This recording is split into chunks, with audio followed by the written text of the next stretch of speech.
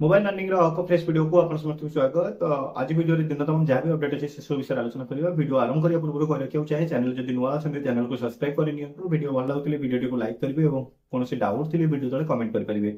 चलंतु आज row first update को जिबा। फर्स्ट अपडेट होची नुआ ओ छात्रवृत्ति योजना सरकार आरंभ करछंती। नुआ ओ छात्रवृत्ति योजना अनुसार छात्र मानकु 9000 टଙ୍କା ଏବଂ ଛାତ୍ରୀ ମାନଙ୍କୁ 10000 ଟଙ୍କା ମିଳିବ। ଏହି ଯୋଜନା ଆମର 5T ଅଧ୍ୟକ୍ଷ ବିକେ ପାଣ୍ଡିଆନ ସାର୍ ଯେତେବେଳେ ଯାଜପୁର ଗସ୍ତରେ ଥିଲେ ସେଠାରେ ଆଲୋଚନା କରିଥିଲେ ବା ସେଇଟାରେ ତାକୁ ବତାଇଥିଲେ, ଛାତ୍ରଛାତ୍ରୀ ମାନଙ୍କୁ ବି ଜଣାଇଥିଲେ ଯେ ଆଜିଠାରୁ ନୂଆ ଏକ ସ୍କଲାରସିପ ଆରମ୍ଭ ହଉଛି। ଏହି ସ୍କଲାରସିପ ର ନାଁ ହେଲା ନୂଆ ଓ ଛାତ୍ରବୃତ୍ତି ଯୋଜନା।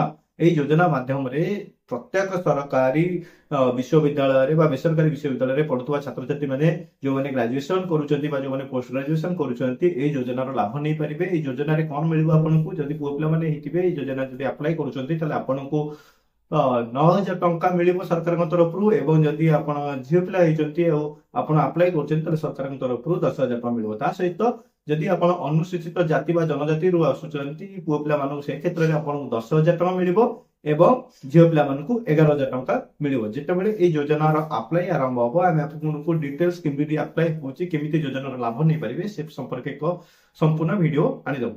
ଚାଲନ୍ତୁ ଯିବା ଆଜିର ନେକ୍ସଟ ଅପଡେଟକୁ। ନେକ୍ସଟ ଅପଡେଟଟି ହେଉଛି गर्भवती महिला मानक मिल 10,000 टଙ୍କା। आप जानते आगु ममता योजन 5,000 टଙ୍କା लेखि दि जाऊला जो मैंने कि प्रथम किस्त 3,000 एवं सेकेंड किस्त 2,000 टଙ୍କା पाते किंतु बर्तमान सरकार नुआ नियम अनुसार यह 10,000 कर दि जाए बढ़ेकरी यही टंका किपरि आपण पाइबे जेतेबेले आपण अप्लाई करिवे प्रथम किस्त रे आपन 6,000 टଙ୍କା मिलिबो आपन अकाउंट को 6,000 टଙ୍କା आसीबो एवं द्वितीय किस्त जो शेष किस्त रे आपन अकाउंट को आउ 4,000 टଙ୍କା आसीबो सर्वमोट एपरि भाबरे आपन 10,000 टଙ୍କା पाई परिबे।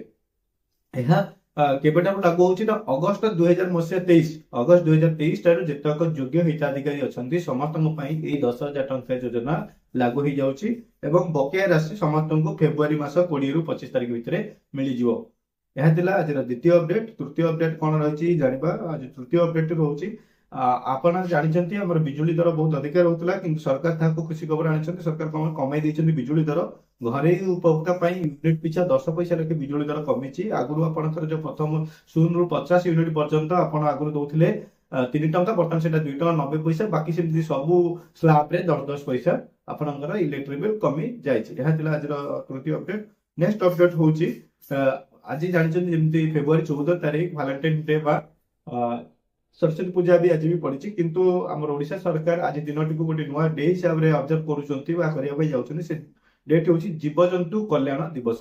जीवजंतु कल्याण दिवस 2024 जा भी हो या क्वेश्चन भी आसी पारे करंट अफेयर रे तो आपण माने मन रखिबा दरकार। या आपण माने फेब्रुआरी 14 2024 मसिया 14 फेब्रुआरी 14 को जीवजंतु कल्याण दिवस भाबरे ऑब्जर्व करा जाई थिला।